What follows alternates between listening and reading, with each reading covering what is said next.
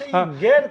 खासकर जे इजाजत नहीं लेने छै विद्यालय सबके तई अभियान के वह इजाजत नहीं लेल स्कूल सबके बंद कराल जाए ओकरा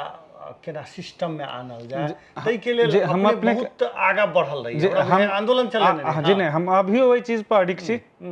कि वही संघर्ष जीवन होय छै हम संघर्ष कर रहल छी कते आदमी के इहो लगे छै कि हम एगो प्राइवेट स्कूल छी